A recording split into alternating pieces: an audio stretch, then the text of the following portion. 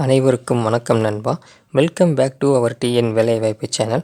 நீங்கள் இப்போ தான் நம்ம சேனலுக்கு புதுசாக வரீங்க அப்படின்னா சப்ஸ்கிரைப் பண்ணாமல் பார்க்குறீங்கன்னா சப்ஸ்கிரைப் பண்ணிக்கோங்க நண்பா. சேனலுக்கான லிங்க் அப்படின்ட்டு நான் டிஸ்கிரிப்ஷனில் கொடுத்துருக்கேன். ஸோ நீங்கள் அதன் மூலயமா சப்ஸ்கிரைப் பண்ணிக்கலாம். இன்றைக்கி நம்ம வீடியோவில் என்ன பார்க்க போகிறோன்னா, அதாவது ரேஷன் கடை வேலைக்கான நேர்முக தேர்வு அப்படின்றது நாளையிலேருந்து ஸ்டார்ட் பண்ணுறாங்க. ஸோ பார்த்திங்கன்னா அதுக்கு கடைசி நேரம் முக்கியமான தகவல்கள் அப்படின்றது இந்த வீடியோவில் முழுமையாக பார்க்க போகிறோம். ஸோ பார்த்திங்கன்னா நீங்கள் என்னென்ன டாக்குமெண்ட்ஸ்லாம் கொண்டு போகணும், இன்டர்வியூவில் என்னென்ன மாதிரி இம்பார்ட்டன்ட் கொஸ்டின்ஸ் கேட்பாங்க, ஸோ ஸ்மார்ட் கார்டை பற்றின சில தகவல்கள் அப்படின்றது இதில் இந்த வீடியோவில் முழுமையாக பார்க்க போகிறோம். ஸோ வீடியோ ஸ்கிப் பண்ணாமல் கடைசி வர பாருங்கள். இந்த வீடியோ பிடிச்சிருந்தது அப்படின்னா ஒரு லைக் பண்ணிடுங்க. உங்கள் ஃப்ரெண்ட்ஸுக்கும் ஷேர் பண்ணுங்கள் நண்பா. நீங்கள் பண்ணக்கூடிய ஒவ்வொரு லைக்கும் தான் எனக்கு அடுத்தடுத்த வீடியோக்கள் போகிறதுக்கு சப்போர்ட்டாக இருக்கும். ஸோ லைக் பண்ணிட்டு வீடியோ பாருங்கள். இதற்கான இன்னொரு வீடியோ அப்படின்றது பார்த்திங்கன்னா நம்ம ஆல்ரெடி ஒரு வீடியோ போஸ்ட் பண்ணியிருந்தோம், இம்பார்ட்டன்ட் கொஸ்டின்ஸ்ன்றது. அதை பார்க்காதவங்க அதை பார்த்துட்டு வாங்க நண்பா. வாங்க இப்போ வீடியோக்குள்ளே போகலாம். ஃப்ரெண்ட்ஸ், இப்போ முதல்ல பார்த்தோம் அப்படின்னா இந்த ஸ்மார்ட் கார்டில் என்னென்ன டீட்டெயில்ஸ் இருக்குது, அது என்னென்ன டைப் ஆஃப் கார்ட்ஸ்லாம் இருக்குது அப்படின்ற டீட்டெயில் தான் இப்போ நம்ம பார்க்க போகிறோம். ஸோ தமிழ்நாட்டில் என்னென்ன ஸ்மார்ட் கார்ட்ஸ் அவைலபிள் இருக்குது இப்போ கரண்ட்டாக அப்படின்ற டீட்டெயில் தான் இப்போ ஒன் பை ஒன்னாக பார்க்க போகிறோம். ஸோ நம்ம பார்த்தோம் அப்படின்னா முதல்ல 5 விதமான ஸ்மார்ட் கார்டு அப்படின்றது தமிழ்நாட்டில் அவைலபிளாக இருக்குது. ஸோ பார்த்திங்கன்னா பிஹெச்ஹெச், ஏஏஒய், என்பிஹெச்ஹெச், அதே மாதிரி என்பிஹெச்ஹெச்எஸ், அதே மாதிரி என்பிஹெச்ஹெச்என்சி. ஸோ 5 விதமான கார்ட்ஸ் அப்படின்றது ஸ்மார்ட் கார்டாக அவைலபிளாக தமிழ்நாட்டில் இருக்குது. ஸோ இந்த பிஹெச்ஹெச் அப்படின்றது என்னென்னா ப்ரியாரிட்டி ஹவுஸ் ஹோல்டு, அதனுடைய ஃபுல் ஃபார்ம். அதேமாதிரி பிஹெச்ஹெச் ஏஏஒய் அப்படின்னா ப்ரியாரிட்டி ஹவுஸ் ஹோல்டு அந்தியோதயா அன்ன யோஜனா அப்படின்ற மாதிரி சொல்லுவாங்க. அதே மாதிரி 3வது என்பிஹெச்ஹெச், அது நான் ப்ரியாரிட்டி ஹவுஸ் ஹோல்டு அப்படின்னு சொல்லுவாங்க. அதே மாதிரி என்பிஹெச்ஹெச்எஸ் அப்படின்னா நான் priority house hold state subsidy அப்படின்ற மாதிரி சொல்லுவாங்க.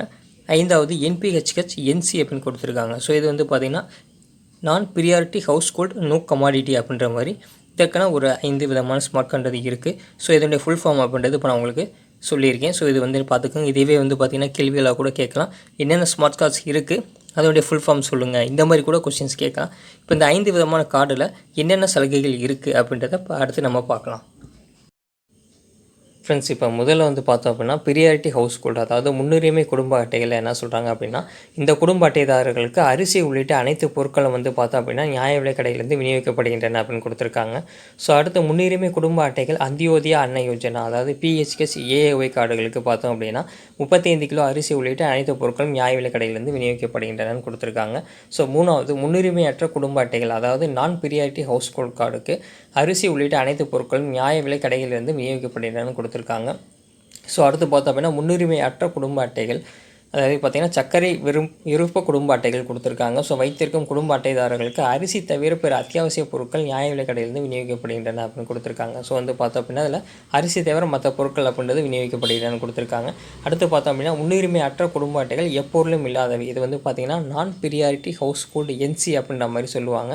ஸோ இந்த அட்டைதாரர்களுக்கு பொது விநியோக திட்டத்தின் கீழ் எப்பொருளும் பெற இயலாது. இதை நீங்கள் ஒரு ஐடி ப்ரூஃபாக மட்டும்தான் வச்சுக்கலாம் அப்படின்ற மாதிரி இருக்கும். ஸோ இதுதான் பார்த்தோம் அப்படின்னா 5 விதமான இந்த ஸ்மார்ட் கார்ட்ஸ் அப்படின்றது அவைலபிளாக இருக்கிறது. ஸோ பார்த்தோம்னா அந்த டீட்டெயில்ஸ் தான் கொடுத்துருக்காங்க ஃப்ரெண்ட்ஸ். ஸோ பார்த்தோம் அப்படின்னா அடுத்த இதில் என்ன டீட்டெயில்ஸ் கொடுத்துருக்காங்க, ஸ்மார்ட் கார்டில் என்னென்ன டீட்டெயில்ஸ் இருக்குது அப்படின்ற டீட்டெயில்ஸ் தான் அடுத்து இப்போ நம்ம பார்க்கலாம். ஃப்ரெண்ட்ஸ், இப்போ இந்த ஸ்மார்ட் கார்டு பொறுத்தளவு, அதாவது ஸ்மார்ட் கார்டு வர்றதுக்கு முன்னாடி ரேஷன் கார்டு தான் இருந்திருக்கும். ஸோ அந்த ஸ்மார்ட் கார்டு அப்படின்றது எப்போ சேஞ்ச் பண்ணுறாங்க அப்படின்னா ஏப்ரல் 1, 2017 இப்போ ரேஷன் கார்டுக்கு மட்டும் தான் ஸ்மார்ட் கார்டு அப்படின்றத அறிமுகப்படுத்துகிறாங்க. அதாவது பிடிஎஸ் சிஸ்டத்தின் கீழே, அதாவது பப்ளிக் டிஸ்ட்ரிபியூஷன் சிஸ்டம் அப்படின்ற மாதிரி சொல்லுவாங்க. ஸோ அதற்கு கீழே இந்த ஸ்மார்ட் கார்டு அப்படின்றது சேஞ்ச் ஆகுது. ஸோ இந்த ஸ்மார்ட் கார்டு ஒரு 12 டிஜிட் நம்பர் கொண்டதாக இருக்குது. அதாவது பார்த்திங்கன்னா இப்போ அந்த ஸ்மார்ட் கார்டிலே ஃப்ரண்ட் பேஜில் கீழே பார்த்தீங்க அப்படின்னா உங்களுக்கு அந்த 12 டிஜிட் நம்பர் அப்படின்றது கொடுத்துருப்பாங்க. ஸோ இதில் ஸ்மார்ட் கார்டில் என்னென்ன டீட்டெயில்ஸ்லாம் இருக்குது அப்படின்றது நம்ம ஒன் பை ஒன்னாக பார்த்துடலாம். ஸோ அதில் முதல்ல உங்கள் குடும்ப தலைவரின் பெயர் அப்படின்றது கொடுத்துருப்பாங்க. அடுத்து தந்தை அல்லது கணவர் பெயர் அப்படின்றது கொடுத்துருப்பாங்க. அடுத்து உங்களுடைய முகவரி கொடுத்துருப்பாங்க.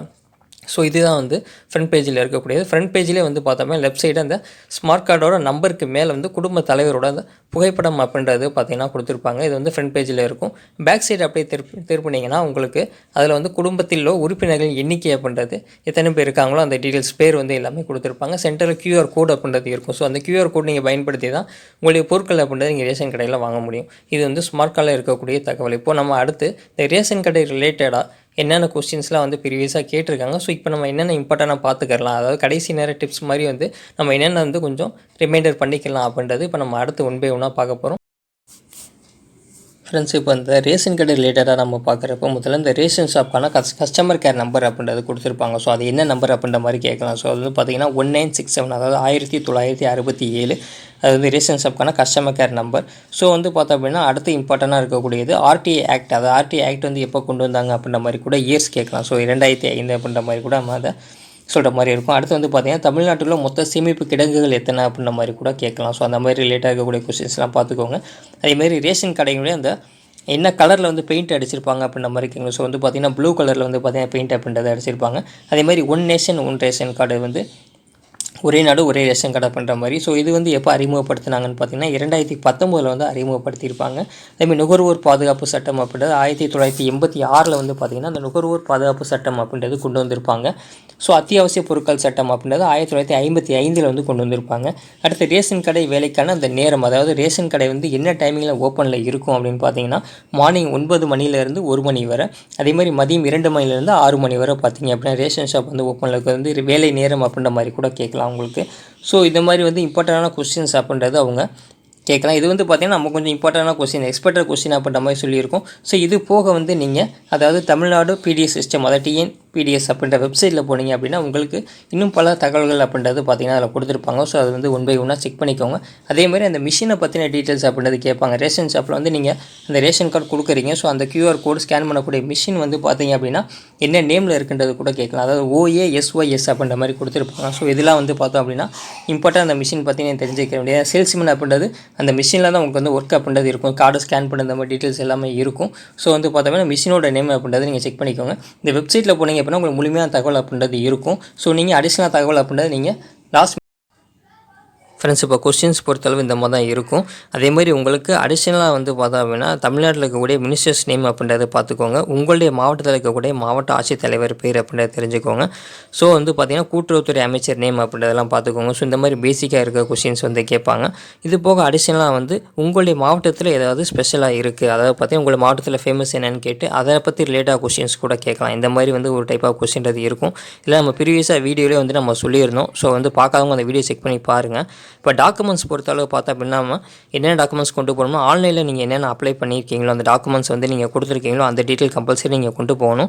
ஸோ இருந்தால் பேசிக்காக வந்து உங்களுடைய ஆதார் கார்டு கொண்டு போயிருங்க. அதே மாதிரி வந்து உங்களுடைய ரேஷன் கார்டு ஸ்மார்ட் கார்டு கொண்டு போயிருங்க. கல்வி தகுதிக்கான சான்றிதழ், அதே மாதிரி கம்யூனிட்டி சர்டிஃபிகேட். அது போக வந்து உங்களுக்கு அந்த முன்னுரிமை இருக்குது, ப்ரியாரிட்டி இருக்குது அப்படின்னா அதற்கான சான்றிதழ்களை வந்து கம்பல்சரி நீங்கள் கொண்டு போகணும். அப்ளிகேஷன் ஃபார்ம் அப்படின்றது நீங்கள் ஒரு பிரிண்டர் போட்டுருங்க. அது நீங்கள் அந்த வெப்சைட்டில் போனீங்கனாலே உங்களுடைய அப்ளிகேஷன் ஃபார்ம் அப்படின்றது நீங்கள் டவுன்லோட் பண்ணிக்கலாம். ஸோ அது வந்து எடுத்து வச்சுக்கோங்க. 2 காப்பி வந்து ஜெராக்ஸ் அப்படின்றது போட்டுக்கோங்க. ஸோ இது நோட்டிஃபிகேஷனில் மென்ஷன் பண்ணியிருந்தாங்க.